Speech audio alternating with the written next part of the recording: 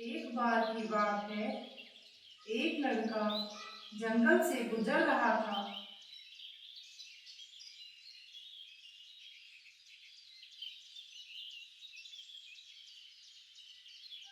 थोड़ी दूर चलने के बाद वह थक जाता है और एक पेड़ के नीचे बैठ जाता है।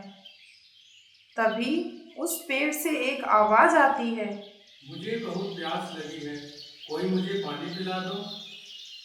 आवाज को सुनकर वह लड़का इधर उधर देखने लगता है, लेकिन उसे वहां कोई भी दिखाई नहीं देता।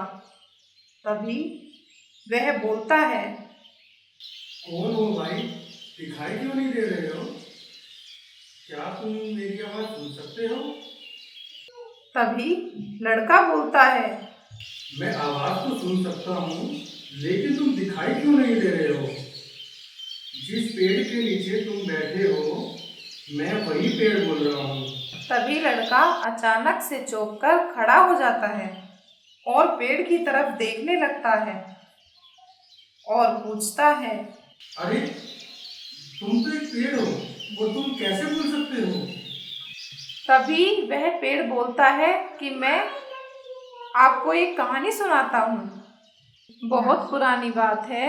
एलियनों की एक खूबसूरत सी दुनिया हुआ करती थी, जहाँ पर एक राजा अपनी रानी के साथ राज्य करता था और उनकी एक खूबसूरत सी बेटी भी थी। वहाँ पर एक पीकू नाम का एलियन भी था। वह बहुत ही अच्छा था और सबकी बहुत ही मदद करता था। उसके इसी स्वभाव के कारण राजा अपनी बेटी सिबिका की शादी उससे करना चाहता था। एक दिन राजा ने सभी एलियनों को बुलाकर यह घोषणा करवा दी कि मैं पीकू और सिबिका की शादी करवाने वाला हूँ।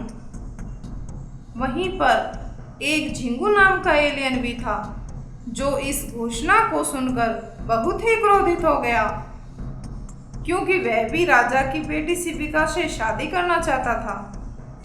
उसने एक दिन शादी के लिए राजा से बोला भी था, लेकिन राजा ने उसका यह प्रस्ताव स्वीकार नहीं किया, क्योंकि उसका स्वभाव सदैव दूसरों के लिए बेकार ही रहता था। वह सबको बहुत ही परेशान करता था।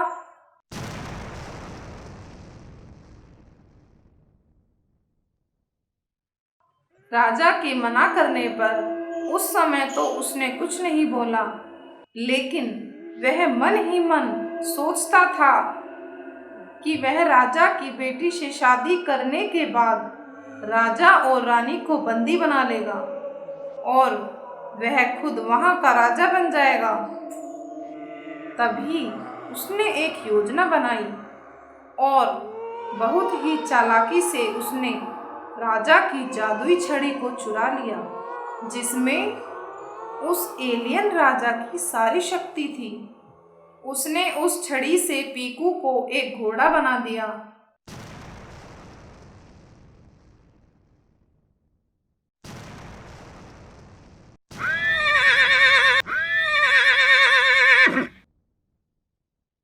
और सिबिका के शादी से मना करने पर उसने रानी और सिबिका दोनों को ही बंदी बना लिया और राजा को एक पेड़ के रूप में बदल दिया और खुद वहां का राजा बन गया।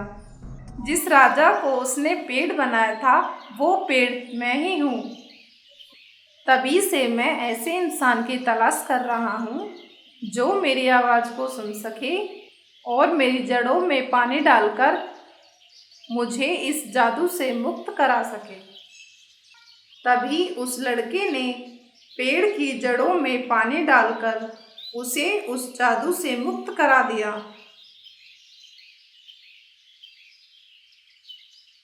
और वह फिर से अपने एलियन के रूप में आ जाता है।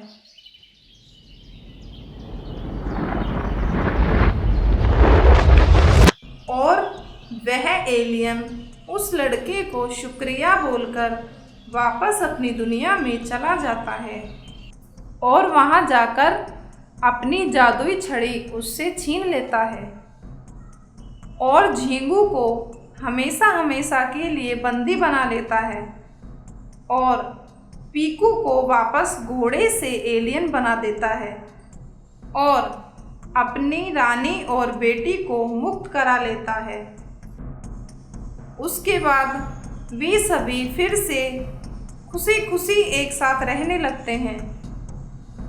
तो बच्चों, इस कहानी से हमें यह शिक्षा मिलती है कि बुरे काम का नतीजा हमेशा बुरा ही होता है।